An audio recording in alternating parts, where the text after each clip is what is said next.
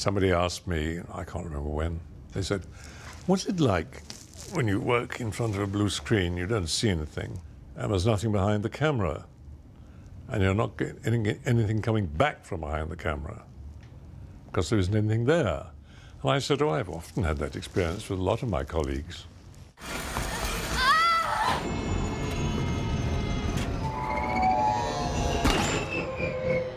It's hard because you take your attention off of the dialogue and sometimes off of what you're doing and just trying to remember, you know, I've got so many different marks and I wave my hand here and that moves there and that's really supposed to be, you know, a she and he's supposed to be something else and that's an alien.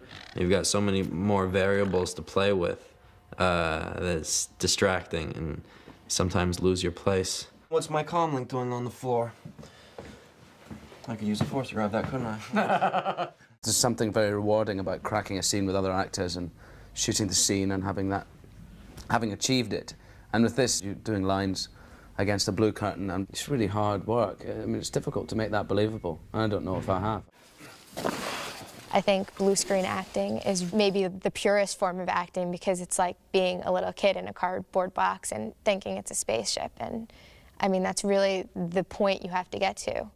We were working with these creatures and, you know, there's a couple of scenes I wanted to be able to focus on where it is, you know? Because I think an audience would subconsciously recognize that, you know? I don't have anything else, but credits will do fine. You're always in a state of having to believe something that's not really there. You're just remembering the lines and saying them, really. Or not remembering the lines and trying to say them, as the case may be. You will not win this time. What's your name, Dooku? I want to say it. Okay. It's really a lot more thought. I mean, you have to imagine everything you're setting around you, sometimes even characters, and it's a very different skill. For me, that's fun. I can do that because I did that as a kid. I mean, if you watch Disney movies and you watch Bugs Bunny cartoons and, you know, I pretended to be Yosemite Sam and everybody else, so my imagination's pretty fertile. I don't have a problem with, you know, being whatever somebody wants me to be. I can go with it. It is done then. I have to say, it then became liberating because, you know, when you're kids and you come out of the cinema having seen a great cowboy film and you kind of start giving it all that, you know, you're pretending there's a horse there. You're just, it's absolute pure imagination.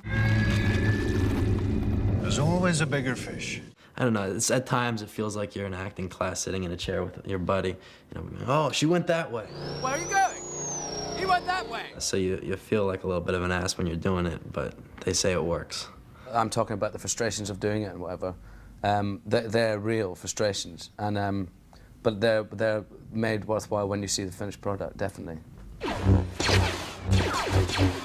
It is magic, of course. It is magic. Magic can be created in many ways, obviously, and it's like a conjurer goes in front of an audience and says, look, nothing up this sleeve, nothing up that sleeve. Now, come with me into my magic world.